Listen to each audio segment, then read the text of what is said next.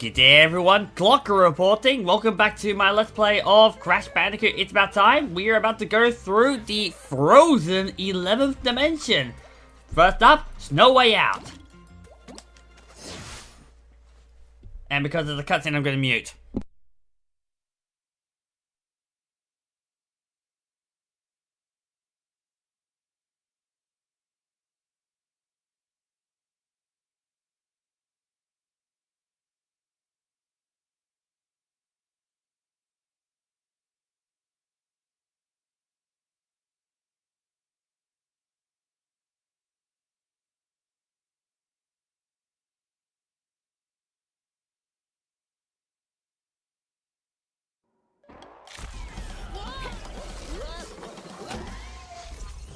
Crash Bandicoot, you banished me to the past, but all it did was give me more time to plan your doom. You'll find me up the mountain. Don't freeze on the way. Well, you know, I'm sensing a real fraught history here. How many times have you beaten this clown anyway? 3. Really? Only 3? Funny. Seemed like more. And it definitely was more Lunny Lolly, I can tell you that much right now. Also, can I just be honest? I think I really need to think about the timing of when I do the intro thing there. So, anyway, let's just get this. Can I jump into the waters here early on? Yep, here we go. Let's get the live taking here. Now, since we got Cortex there, may as well bring up another one of these more weird discrepancy things. I mentioned the comic concept I thought of. One of the elements I do cover is bringing Cortex into this story at this point in the story. Bringing Cortex into the story at this point in the story. Wow, great English. What I'm trying to say is explain why he's here and not back in the rift generator. And there goes the floating. Alright. Here we are. Kapuna's power. Slow down. One of the more unimaginative one. What the hell was I saying there? Unimaginative powers. Great gameplay. Great gameplay that I'm doing here. Very good. Okay. I'm sure a lot of us all remember this level from the was it the a demo? No, it was the promo, I think it was. Yeah, promo trailer, I think it was in, not the demo. So honestly, I can't remember myself. I never actually played the demo when that was put out because, did I? I did have a PS4 at the time. I think I was using it to play, what was I using it to play for? GT Sport at the time, yeah.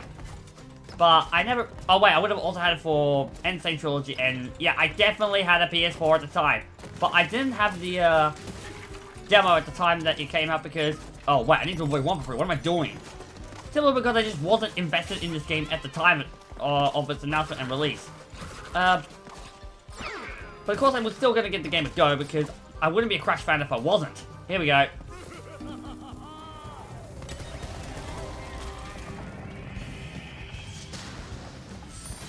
So I'm sure a lot of us all remember what this level looks like, but to be honest, much like with Tranquility Falls, these levels are just kind of nothing zones for me.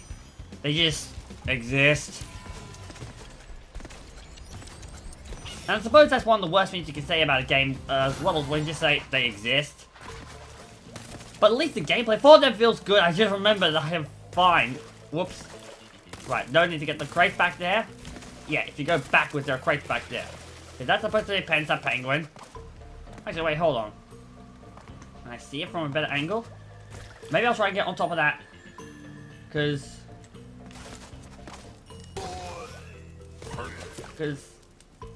you know what it actually kind of looks like, that penguin in there? I suppose that's supposed to be a Penta Penguin reference, but in a way it kind of looks like a mix between Private and Kowalski from The Penguins of Madagascar. Am I the only one that sees that? I bet I am. Here we are, more Kapuna time. Whoa, whoa, whoa. Okay, so apparently doing that in slow-mo is enough to kick me away.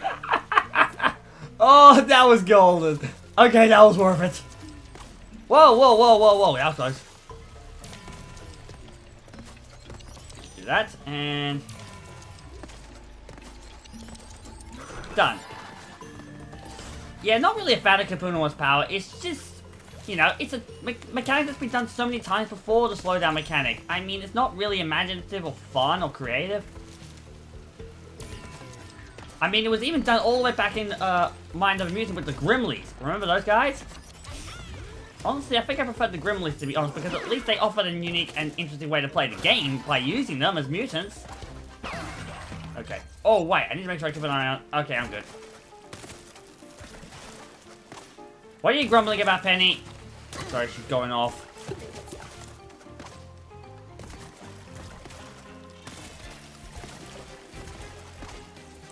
Oh yeah, by the way, this is about 6 hours later, 4 hours actually, should we say, after my last recording. So yeah, I took a bit of a break in there just to have dinner and that, and watch a bit of TV. So yeah, just a little bit of a pause in my actions there. Yeah, as you can probably tell, I don't have a lot to say at this point. Again, there's not much for me to say. I mean, what do you want me to say? Well, there we go. End of the level. And just done. Kind of a boring level, really, so just glad to get it over with. Alright, moving on. And onward we go to... what was this level called again? To be honest, I actually really do like this next level coming up. Level after that, not so much. Cool.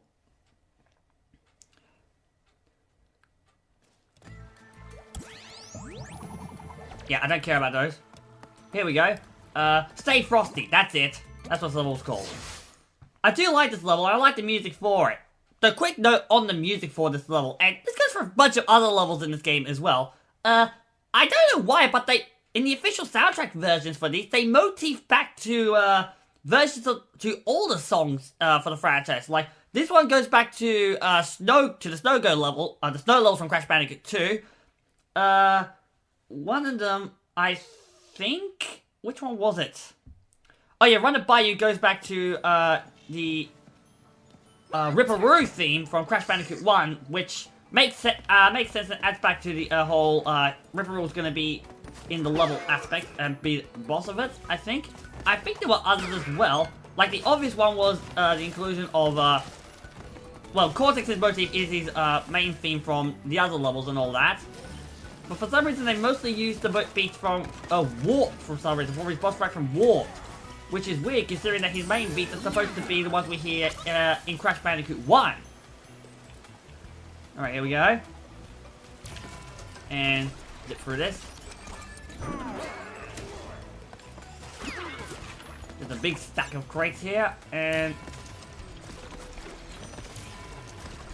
Oh, whoa, whoa, whoa, watch where you're going, mate. Right, well, I'm not going right, so I'll just go left. I don't think many people do go left other than to on their first playthrough. Because most people are going to backtrack to get to that, and here we go here. Oh! Oh, come on, that was not a pickup.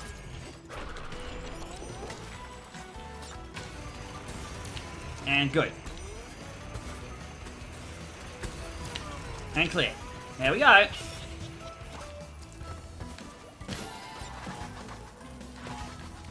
I've never actually tried it. Can you crawl under these guys?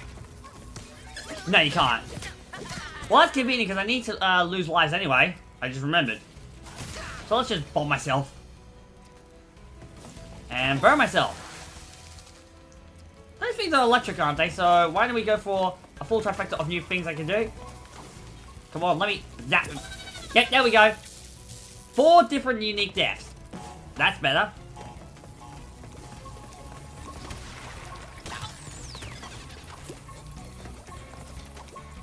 Okay, and up we go. Really do wish I had something more interesting to discuss here, because, yeah, obviously I got nothing here. Again, what is there to discuss with this? This is an interesting level, though, I will say that much. I just really find it enjoyable. Not so much to complete. Whoa! Straight from Crash Bandicoot to the Falling Ice. And put one here. I'm good. I got plenty of leeway. And wait for... Come on, here we go. Okay, and are these constant? No, they're not.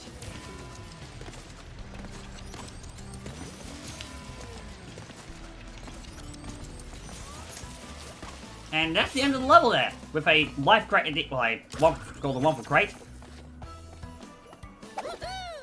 Alright, that brings that one out. And now we move on from a level I admittedly enjoy to a level that's not as good, to be honest. Mostly because I think a lot of us remember this next level from that freaking... for the polar section, and completing it was an absolute nightmare, especially if you were going insanely perfect. Ugh. I'm sure a lot of us can remember that. What? I think they did patch it, but I think I completed this level before the patch and bears repeating. Yeah.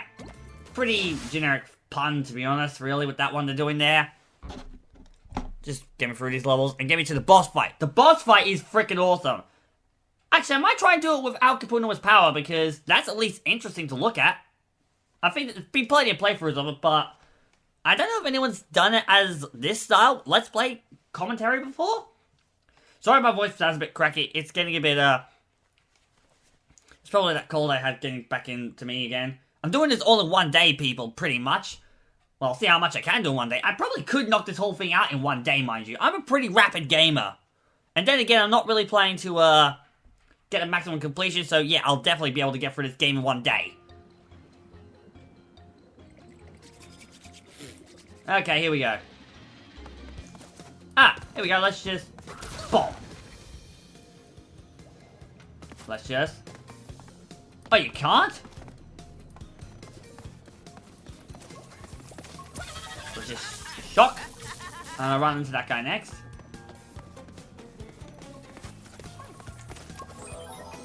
And angel form. And... just do another bomb up. Because why not? Here we go.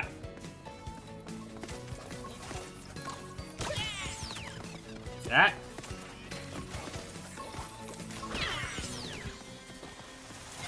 Actually, this is not really going to get much of a chance. There is probably one thing I can discuss, actually, with this game. The completion reward. I'm probably not going to get much of a chance to talk about it when I do get to the end of this game, but in this game, the reward for beating the game is the triple spin reward, which is intended to be used for time trial mode.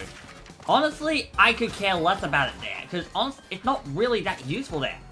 In fact, I think you can get all the platinum relics without it. Because yeah, you need platinum relics, not gold relics like you did in previous games. Which was a stupid thing anyway. I mean, if all you need is platinum relics to complete a game to its maximum percentage, then what's the point of having the gold relics? Sapphire at least allows you to get to the standard percentage. Why does this look like a standard? I can't. It looks solid for some reason. It must have been a trick of the eye. But as I say, Sapphire at the very least counts to the 100% completion, but gold does nothing. It doesn't add to the 106 percentage, which it should do. So what's the point of it being there if the goal is to get platinums? Platinum in the other games was at least like a badge of honor reward. So I don't see why they completely changed it so that, because that was just. I think the whole thing with the gold relics and platinum relics in this game was something else a lot of people had complaints with, and me included, because it just makes it something that used to be status quo redundant. Good for these. I will say at the very least that one good thing about Kapuna's power is that you can just jump on the nitro crate. That is a pretty fun mechanic. And it comes into place really well in the Oh, how I missed here we go, here it is. Actually, you know what, I might say the whole thing about the power up for another time, because obviously I've run out of time here. Because we're gonna go for this. Actually, no, I could probably get through it here. So the triple spin's only really good for time trial mode, but it's not really important there, since I reckon you can get all the platinum relics without the aid of it.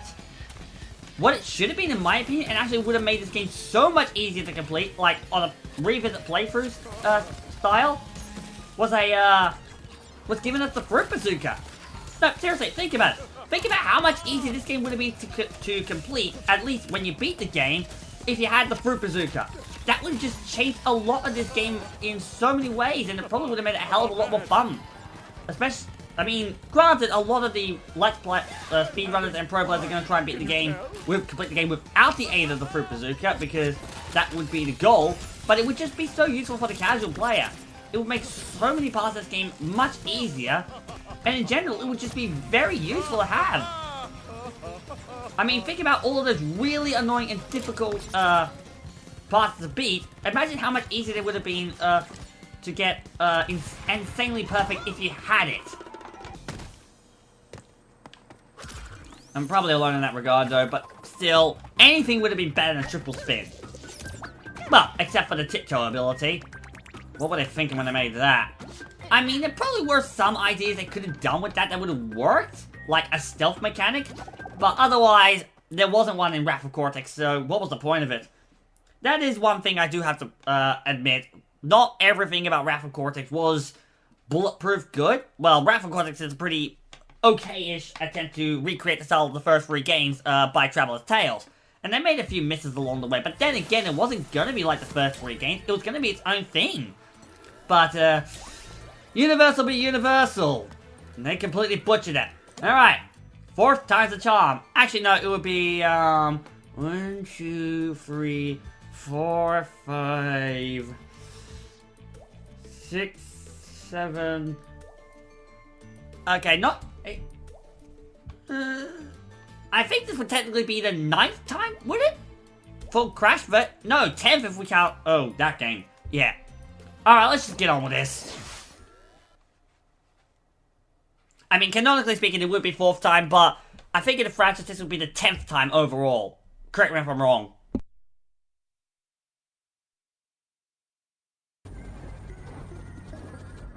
Crash Bandicoot, it's about time.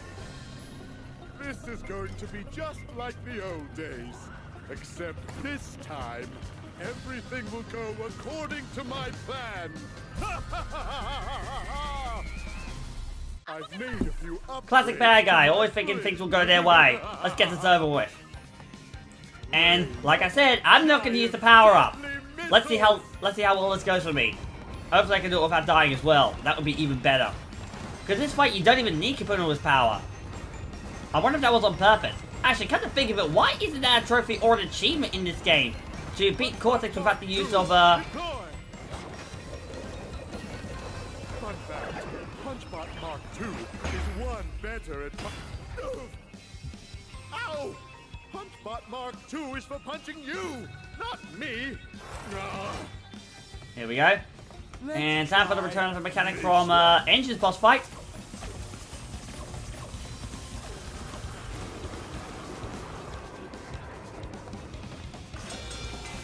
Here we go.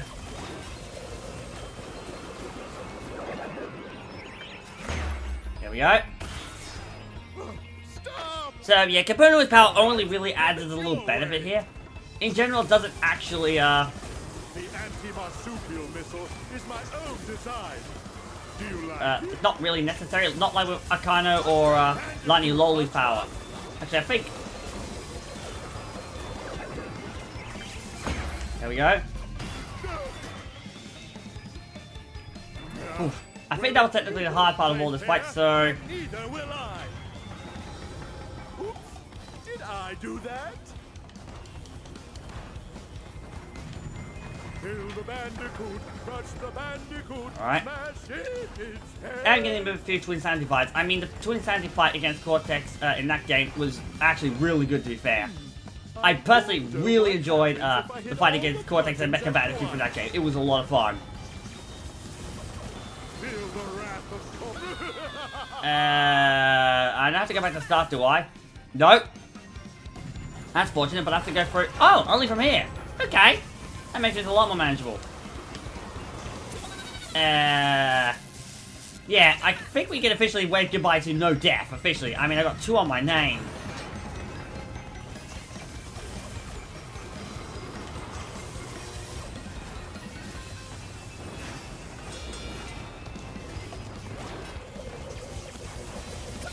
Oh, idiot! I wasn't paying attention. I was focusing on the bot. Idiot, idiot, idiot.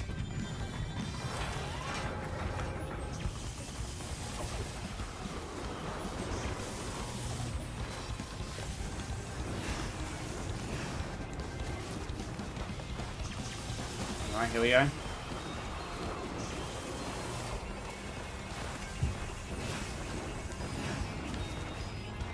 Where's the robot?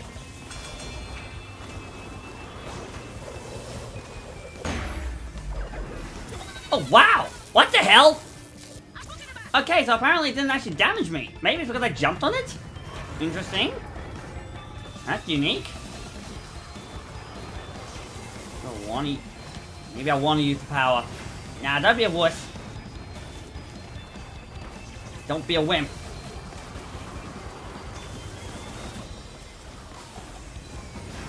Alright. Must come in this run. Yep.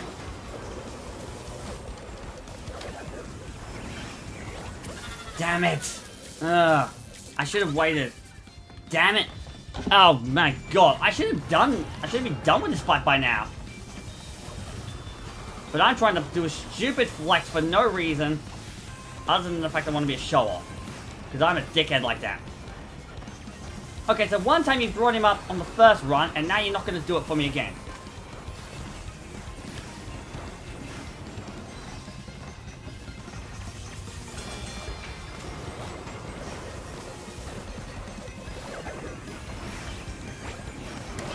What the? I hit him! What the hell? I hit him, didn't I? Oh god, this is dragging this part on for much longer than it should have been.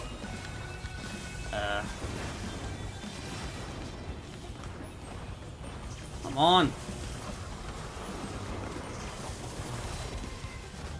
No, Penny. No. No, Penny.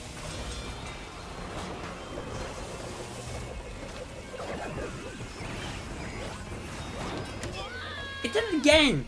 Okay, fine, I'm gonna use Kapuma's power. No. I don't want to whoosh out.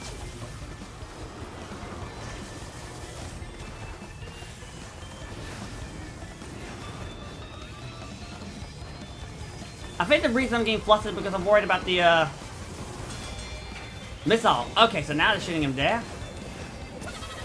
Ugh! It's like too late. What am I doing? Why am I playing like a complete moron? In fact, I'm playing like a complete tryhard. Let's just admit it. I'm trying hard. Literally. Because I'm not even doing it the right way. I'm literally... On. There we go. There we go! Okay, apparently I have to spit. Here we go.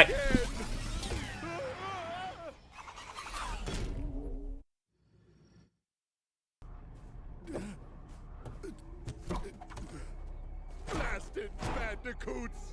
No. Must we keep going around and around like this? Tell me, Crash, is this all there is? Forever? Huh? No. I'm truly unable to handle this simplest of tasks. Gloat all you want. I quit. If you need me, I'll be on a tropical island somewhere. Alone. How fortunate. You see, I no longer have needs for our alliance. I found a new partner and a new plan. You were scheming behind my back? Of course. The rift generator has capabilities beyond your eager imagination. You were content to simply rule over space and time, but I'd rather start from scratch. Erase it all. Wipe the slate clean. I'm going to reset the timeline and rebuild it to my liking. I will become a god, which means you won't exist. And neither will those feather-brained masks or those meddling marsupials. Wiped from existence by that pompous peacock? I'd like to see him try after I shove that tuning fork up his... But not if we get to him first. It appears we have a common enemy. Perhaps there's a way out of our endless cycle after all. Huh? Okay.